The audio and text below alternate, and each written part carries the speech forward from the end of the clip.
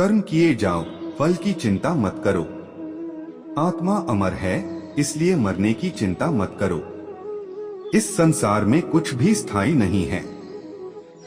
नरक के 3 द्वार हैं, काम, क्रोध और लोभ। मौन सबसे अच्छा उत्तर है किसी ऐसे व्यक्ति के लिए जो आपके शब्दों को महत्व नहीं देता। आत्मा का अंतिम लक्ष्य परमात्मा में मिल जाना होता है। धर्म केवल कर्म से होता है, कर्म के बिना धर्म की कोई परिभाषा ही नहीं है। अहंकार करने पर इंसान की प्रतिष्ठा, वंश, वैभव तीनों ही समाप्त हो जाते हैं। मैं सभी प्राणियों के हृदय में स्थित आत्मा हूँ। मैं सभी प्राणियों का आदि, मध्य और अंत भी हूँ। सत्य कभी नष्ट नहीं हो सकता। अच्छा करने से नहीं डरना चाहिए। समय कभी नहीं रुकता। आज यदि बुरा चल रहा है तो कल अवश्य अच्छा आएगा। आप केवल निस्वार्थ भाव से कर्म कीजिए। केवल वही आपके हाथ में है। मनुष्य कितना भी गोरा क्यों ना हो, परंतु उसकी परछाई सदैव काली होती है। मैं श्रेष्ठ हूँ, यह आत्मविश्वास है। लेकिन सिर्फ मैं ही श्रेष्ठ हूँ, यह अहंकार है। व्यक्ति जो चाहे बन सकता है यदि विश्वास के साथ इच्छित वस्तु पर लगातार चिंतन करे। प्रेम सदैव माफी मांगना पसंद करता है और अहंकार सदैव माफी सुनना पसंद करता है। जो रास्ता ईश्वर ने आपके लिए खोला है उसे कभी भी कोई बंद नहीं कर सकता। मनुष्य का जीवन केवल उसके कर्मों पर चलता है। जैसा कर्म होता है वैसा उसका जीवन होता है। एक बार माफ करके अच्छे बन जाओ, परंतु दोबारा उसी इंसान पर भरोसा करके बेवकूफ कभी न बनो। मन की गतिविधियों, होश, श्वास और भावनाओं के माध्यम से भगवान की शक्ति सदा तुम्हारे साथ है।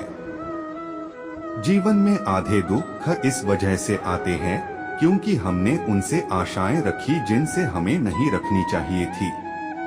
मैं ही इस सृष्टि की रचना करता हूँ, मैं ही इसका पालन पोषण करता हूँ और मैं ही इस सृष्टि का विनाश करता हूँ। जब संसार में धर्म की हानि होगी, अधर्म की विजय, तब मैं इस पृथ्वी पर अवतार लूंगा।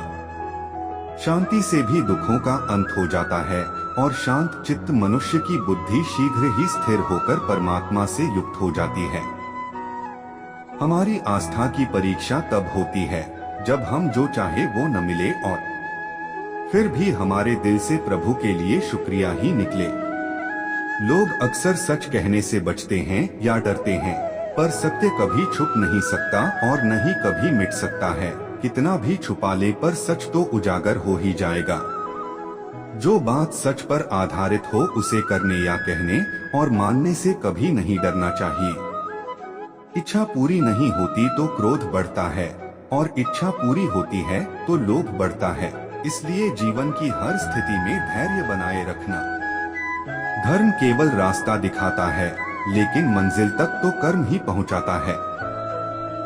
वह जो सभी इच्छाएं त्याग देता है, मैं और मेरा की लालसा तथा भावना से मुक्त हो जाता है, उसे शांति प्राप्त होती है।